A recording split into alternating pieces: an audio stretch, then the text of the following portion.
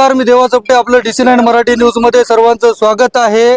एकंदरीत आज आपण आहोत राष्ट्रवादीचे उमेदवार हे जे प्रचाराला निघालेले पाहायला मिळत आहेत, त्यांना चांगला प्रतिसाद देखील भेटताना पाहायला मिळतोय. प्रभाग क्रमांक 12 मध्ये आहोत. आपल्यासोबत स्वतः उमेदवार आहेत. काही महिला मोठ्या प्रमाणात तुमच्या सोबत फिरताना पाहायला भेटतात. कसा प्रतिसाद आहे, काय सांगता? चांगला आहे. काय जनतेमध्ये प्रश्न घेऊन उतरलात तुम्ही? जनतेच्या सगळ्या समस्या सोडून ज्या आपण जनता समोर ठेवत, या प्रभागातल्या काय काय समस्या आहेत? कचरा, पाणी, नळ, लाईट, हेच प्रश्न घेऊन दरवर्षी उमेदवार निवडणुकीत उतरतात, पण प्रश्न सुटत नाहीत. कशामुळे सुटत नाहीत, काय वाटतं ते त्यांना विचारा ना. आता नव्याला संधी द्या, नाही काम झाले तर सांगा. आपल्यासोबत स्वतः कन्हैयाबाई ती आहेत. युवकाचा मोठा त्यांना प्रतिसाद पाहायला भेटतोय. काय सांगसाल, आता तुम्ही मैदानात परत उतरलात, काय काय प्रश्न आहेत, काय सांगसाल? नाही, प्रश्न तर मी मागच्या वेळेस पण एका बाईट मध्ये सांगितलं. मूलभूत प्रश्न ते आज पण शहरात येते. कचरा, पाणी, लाईट आणि ह्याच गोष्टीवर आपण 40 वर्ष झाली इलेक्शन लढतोय. याच्या व्यतिरिक्त पुढी काय आपण प्रगती केली नाही असं मला वाटतं. बरं, भाजपची सभा होणार आहे म्हणतात, तिथं मोठ्या प्रमाणात बॅनर लागलेत. कसं पाहता याच्यात? प्रत्येक जण आपापला प्रचार करणार, सभा लावणार, ह्याच्यात काय पाहायचं?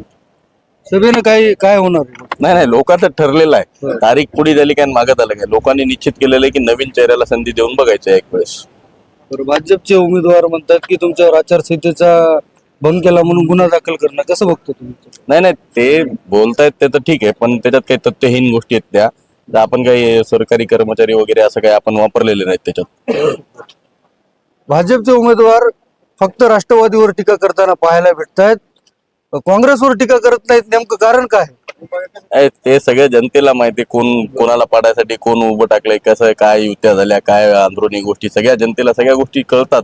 जनता बोलून दाखवत नाही. जनता मतदानाच्या दिवशी बरोबर मतदान करणार आहे. याच्यात तुम्हाला मी आताच सांगतो. नेमकं कारण काय, कशामुळे करत नाही, खुलून सांगू शकत नाही का आपण? नाही, आता आम्हाला काय, आमच्या कानावर जे ते तुम्हाला सांगायलो की सगळ्याला कळायले. तुम्ही बाईट बघत असताल, राष्ट्रवादीवरच टीका करायची आणि सांगायचं की नाही राष्ट्रवादी 3 नंबरला आहे. हे काय टीका तर करायला तुम्ही राष्ट्रवादीवर, आणि राष्ट्रवादी 3 नंबरला सांगायले. म्हणजे सगळ्यात जास्त भीती जर कोणाची असेल तर राजू भैयाची राष्ट्रवादी काँग्रेस पार्टीची आहे. कशामुळे भीती म्हणजे विकास कामं बघा तुम्ही. नंतर ते आम्ही जे मुद्दे घेऊन मैदानात उतरलो, आम्ही कोणावरही टीका करणार नाही. आमचा जाहीरनामा आहे, त्या जाहीरनाम्यात आम्ही भविष्यात काय काम करणार हे सगळं सांगितलेलं आहे. आणि ह्याच्या आधी आपण मागच्या प्रचार फेरीमध्ये हे बघा, जाहीरनाम्यामध्ये आम्ही शहरासाठी काय काय करणार आहे हे सगळं ह्याच्यात दाखवलेलं आहे. त्याच्यात काय, आम्ही फक्त विकास कामाच्या मुद्द्यावर इलेक्शन लढणार आहे. लोकांना विकास हवाय. या बाकीच्या गोष्टी, टीका टिप्पणी ह्याच्यात काही कोणाला इंटरेस्ट नाही. बरं, आता राजकारणामध्ये वेगळं वळण, राजकारण वेगळ्या वळणाला गेलं असं वाटते का? बॅनर वगैरे फाटतायत, नेमकं काय मेसेज जाते नागरिकांमध्ये? अरे ते आपल्याला काय माहित, कोणी आपण म्हणू शकत नाही ना. कोणी असं एखाद्या वेळेस बॅनर फाडला नाही, फाडलं कसं म्हणता येईल? एखाद्या वेळेस वाऱ्या नाही फाडलं असेल काय सांगा. पण आपण स्वतः जर पाहिलं तर आपण बोललं पाहिजे. आपण पाहिलंच नाही तर त्याच्यावर न बोलण्याचे कार्यकर्ते म्हणतात की विरोधकांनी फाडलं. आज दिसतंय तसं, आजूबाजूचे बॅनर राहिलेत आणि फक्त एक राष्ट्रवादी काँग्रेस फाटले. पण आम्हाला वाटत नाही. आता आपण कसं बोला, आपण पाहिलं नाही तर त्याच्यावर बोलणं उचित नाही. बरं, आपल्यासोबत या प्रभागाचे माजी नगरसेवक आहेत. तुमच्या प्रभागात विकास व्हायला तसा झाला नाही म्हणतात विरोधक. कचऱ्या समोरचे ते समोर उभा टाकून बाईट देत आहेत की आज 5 वाजता उठले नाही का म्हणतात. अहो, त्यांना मजा म्हणाय काय, त्यांना बाईट द्यायची ना. त्यांना ते एकच ठिकाण गावून दिसायला, ज्या तिथं उभं टाकले ते रोड कोणी केला विचारा त्यांना. आदरणीय आमदार राजूभाई नवगरे यांच्या निधीतून तिथं रोड झाला. तिथं पहिले गुडघे एवढे खड्डे होते. ते कचरा रेग्युलर कचरा उचलणं चालू आहे. आता कचऱ्याचं कसं असते, जोपर्यंत खाली पडणार आहे तोपर्यंत उचलू शकत नाही ना आपण. ते जागा तशी आहे, ते आजूबाजूचे लोक कचरा टाकतात. पण आम्ही नेहमी ते उचलण्याचा प्रयत्न करतो. एखाद्या दिवस कमी जास्त होतही असं. बरं, आता भाजपचे जे उमेदवार आहेत ते म्हणतात आमदारांना पुन्हा एकदा सचिन दगडू धोका देताल मला असं अपेक्षित आहे. त्यांना काय धोका दिला? धोका तर मी कधी कोणालाच दिला नाही. आता त्यांना काय कशाची भीती वाटायली, काय काय झालं ते त्यांना माहिती. मी बोललो तर जरा उचित राहील. भैया आधीपासून राष्ट्रवादी काँग्रेसमध्येच आहे आणि आताही राष्ट्रवादी काँग्रेस पार्टीचा त्यांना काय दुसऱ्या पक्षात एबी फॉर्म नव्हता. हा, ते राष्ट्रवादी काँग्रेसमध्येच लढले 2016ला. आताही राष्ट्रवादी काँग्रेसकडूनच लढायले. त्याच्यात धोका देतील असं मला काय, ते बोलण्याला काय काही बोलतात लोक. या धोका वगैरे देऊ शकत नाही भैया. कचऱ्याच्या टेंडर मध्ये पैसे खाल्ले म्हणतात. कोण खाल्ले पैसे? आता हे सगळं जनतेला माहिती आहे, कचऱ्याचं काम कोण केलं आणि कोण नगरपालिकेत किती वर्षापासून काय काय कामं करते काय नाही हे त्यांनाच माहिती आहे. फक्त आता माझ्या अंगावर तर दुसऱ्याच्या अंगावर ढकलायसाठी या गोष्टी चालू आहे. त्यांच्या आता जवळपास पायाखाली जमीन सरकलेली आहे. मुद्दे कुठलेच नाही. जनता एवढी हुशार झाली शहरातली आणि आमच्या प्रभाग क्रमांक 12 मधली की त्यांना कुठल्याच गोष्टीला आता म्हणजे थांगपत्ता लागू देऊन झाली. त्याच्यामुळे काहीतरी उलटसुलट बोलायचं या गोष्टी ते करायले, पण आम्हाला कुठल्याही त्यांच्यावर टीका टिप्पणी करायची नाही. आम्ही आमच्या कामातून त्यांना आता 21 तारखेला उत्तर देऊ. बरं, 4 वर्षामध्ये ते आमदाराला विकास झाला नाही का म्हणतात. आता कचरा साफ करतात, प्रशासक त्याच्याच हातात होतं म्हणतात. ते कचरा हा रेग्युलरची प्रोसेस आहे. कचरा हा पडत राहतो, ते उचलण्याची प्रोसेस चालू राहते, कमी जास्त कुठेतरी होत राहते आणि हे सुद्धा त्या प्रोसेसमध्ये होते आणि कालही होते आणि आजही आहेत. यांना या गोष्टीचं उत्तर स्वतःच द्यावं त्यांना. काय काय प्रश्न घेऊन समोर जातोय? आम्ही स्वच्छताचा पहिल्यापासून आम्ही प्रभाग 12 मधून पहिल्यापासून स्वतः मी स्वच्छतेचा विषय स्वतः मनावर घेतलेला आहे. इथं पाण्याचा विषय होता ते सुद्धा पूर्णपणे हे केलेला आहे. काही प्रभागात आता थोडा बहुत प्रमाणात इथं नालीचा विषय आहे. यांना सुद्धा आम्ही सोबतच्या असताना सुद्धा कसं झालं, 2 जण असताना पूर्ण लोड मी एकट्याने सांभाळलेला आहे. त्याच्यामुळे काही गोष्टी आता इथे राहिलेल्या आहे, पण आता माझ्यासोबत कन्हैया आहे. त्याच्यामुळे आता ही कुठलीच गोष्ट आमच्या प्रभागातली राहणार नाही एवढी मी तुमचा ग्वाही देतो. बरं, भाजपचे उमेदवार म्हणतात की काँग्रेसच्या ज्या उमेदवार आहेत ते माझ्या भगिनी आहेत. मग आता वंचितच्या उमेदवार आहेत, त्याच्यानंतर राष्ट्रवादीच्या त्या बहिणी नाहीत का? आता हे तर तुम्हीच प्रश्न उपस्थित केला, आम्ही काय बोलायचं. त्यांचं नातं असेल तर नात्याबद्दल आपण बोलणं चुकीचं आहे. तुमच्यासोबत नातं नाही का? रिलेशन, फॅमिली रिलेशन आहे असं बी कळतंय. आता तुम्ही त्यांना विचारा. आम्हाला तरी वाटतं आम्ही शहरामध्ये सगळ्यासोबत आमचे चांगले संबंध आहेत. नक्कीच आपण पाहिलं असेल, यांना आता चांगला प्रतिसाद देखील पाहायला भेटतोय. आणि एकंदरीत पाहायला गेलं तर भाजप फक्त राष्ट्रवादीवर टीका करते आणि काँग्रेस सोबत आमची टक्कर आहे असं म्हणते, हे देखील पाहायला भेटते.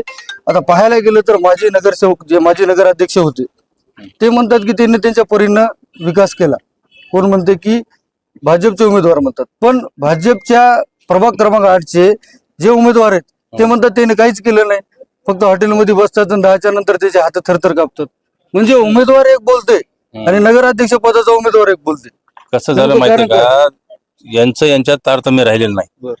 कुठला मुद्दा समोर पब्लिक समोर काय मुद्दा घेऊन जा हे सुद्धा यांना काही कळण झालं. त्याच्यामुळे ह्या उमेदवारामध्ये नगराध्यक्षाच्या उमेदवारामध्ये ह्या सगळ्या गोष्टीचं असं तारतम्य राहिलं नाही. त्यांची गफलत झाली. कसं तरी आता उगाच काहीतरी बोलून हे समजा वेळ काढायचा प्रयत्न करायला. एकंदरीत पाहायला गेलं तर तुम्ही स्टेटस वगैरे ठेवले होते, तुमचे समर्थक पोस्ट करतायत की दादागिरी कोण करते वसमत मध्ये, काय सांगता येईल का? असं कसं सांगता येईल? मला काही मित्रांनी सांगितलं नाही माझ्या, पण असं कळालंय की काही स्टेटस वगैरे ठेवले तर फोन करून त्यांना दमदाटी व्हायली, त्याच्यासोबत फिरल्यानंतर दमदाटी व्हायली असं कळालंय. आपण आता कोणावर आपण एकदम जोपर्यंत ठोस आपल्याला नाव माहित होत नाही तोपर्यंत आपण कोणाला म्हणू शकत नाही. तर आमदार साहेबांनी शेतकऱ्यांचे प्रश्न मांडलेत अधिवेशनामध्ये. एकंदरीत आता ते वसमतला पण आलेत. आता कुठं कुठं गाठीभेटी दिल्यात, कशी प्रोसेस असणार आहे तुमची, काय सांगा? आज सकाळी भैया आलेत वसमतला आणि भैया आज संध्याकाळी 5 वाजल्यापासून प्रत्येक प्रभागात कॉर्नर बैठक आहे त्यांची. तुमची टक्कर कोणासोबत असेल तुम्हाला काय वाटतं? ते तर म्हणतात तुम्हाला डावातच घेईन ते. आमची टक्कर कोणासोबतच नाही. मी आधी सांगितलंय, आताही सांगतो, 10 वर्ष जे मी काही समाजकार्य केले आणि भैयाने जे काही 6 वर्षात त्यांच्या कार्यकाळात जो काही विकास केलाय वसमत शहरात, त्या दोन्हीचं समीकरण असं जुळलेलं आहे की आमचा विजय निश्चित आहे. बरं, एकीकडे पाहायला गेलं तर भाजप एकीकडे पत्रकाराला धमकी देते, त्याच्यानंतर थेट आमदारालाच दिली. मग निवडून आल्यावर कसं करणार, काय असणार आहे? नाही, आता ते तुम्हाला ते कोणी धमकी वगैरे दिली तर ते आपण त्याच्यावर गुन्हा दाखल करायला पाहिजे. तुम्हाला धमकी वगैरे काही झालं असेल कसं पाहतोय? तुम्ही जे पत्रकाराला धमकी दिली, पत्रकार खरं तर हे लोकशाहीचा चौथा आधारस्तंभ आहे. या अशा पत्रकार काय की जनतेचे प्रश्न असो, जनतेने जे तुम्हाला सांगितलं ते तुम्ही लोकांकडे ठेवता, तर ते एकदम अत्यंत चुकीचं झालेलं आहे की एखाद्या पत्रकारावर एखादा गुन्हा दाखल करा किंवा मानहानीचा काही एखादी हे करणं हे एकदम आमच्या हिशोबानं चुकीचं आहे. हे करणं योग्य नाही. बरं, आता कोण दारू बिरू पाजते म्हणतात अशी चर्चा होते, काय कोण पाजली दारू वसममध्ये काय कळत नाही. आम्ही मतदाराकडे फक्त विनंती करायला चाललो आणि मतदार सुद्धा त्या विनंतीला इतक्या चांगला प्रतिसाद द्यायला, बाकी या कुठल्याही आमिषाला आमचाही मतदार कधी हे पडणार नाही, आम्ही कधी असं आमिष दिलेलं नाही. कोण पाजली वाटतं? अहो, दारू कोणाला पाजायचं काम पडतंय? ज्यांनी 5 वर्षात गेल्या काही काम केलं नाही. आम्ही काम केले तर आम्ही दारू कशाला पाजायची?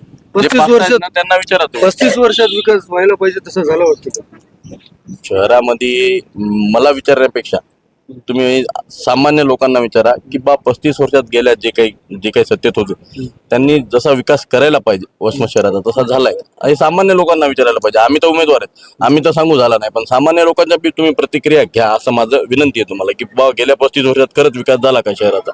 बरं, तुम्ही माजी नगरसेवक आहात, एकंदरीत विकास कशामुळे झाला नाही काय वाटतं तुम्हाला, कारण काय असं? मी माझ्या मागच्या एका बाईटमध्ये सांगितलं होतं की माझ्यासारखा समजा तरुण किंवा असे दुसरे नगरसेवक होते, काम करायला जाताना एखाद्या नगरसेवकाला कसं पुढे न जाऊ द्यायचं हीच त्यांचं धोरण होतं.